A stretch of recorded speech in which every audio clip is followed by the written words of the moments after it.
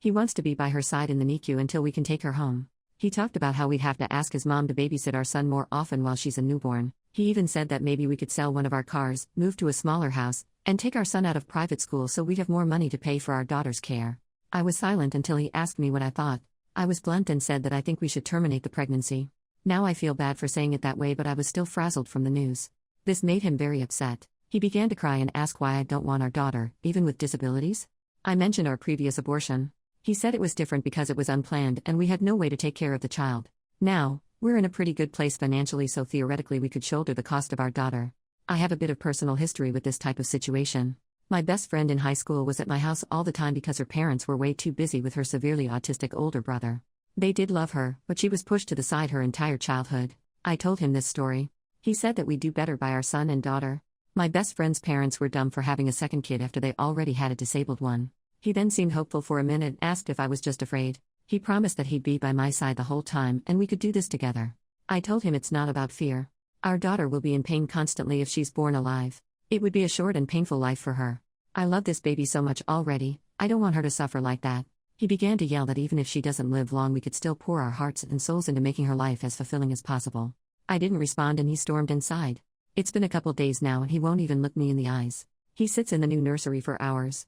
Our son is very confused. I know he's grieving, but I really don't want to go further with this pregnancy. I love him so much, I have no idea what to do now. Update 7 days after the original post. After I made my original post, my husband and I rushed to get a second opinion. Nothing changed and it was still our originally diagnosed. Once I learned that, I scheduled the termination for as soon as physically possible. I didn't tell my husband at first. He kept on raving about how we could give her as much love in her life as we can. I feel bad for this now, but I snapped and angrily told him I was terminating the pregnancy. That I know how he feels, but I will not allow my daughter to suffer just because he wants to love her. He was very angry with me after I put my foot down. After he realized his pleading wouldn't change my mind, he didn't speak a word to me. It was like he refused to even acknowledge my existence. I was terrified that he'd go and leave me all alone with the scraps of our family.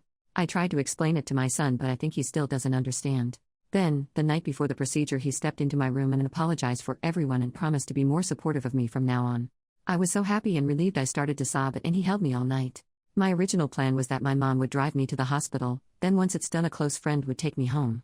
Since it was only the night before, he said he couldn't miss a full day of work, but really wanted to drive me home. I agreed to let him and then the procedure was done in the morning. My son is having a long sleepover with my best friend's family. I don't want him to see me like this. The next morning the termination was done.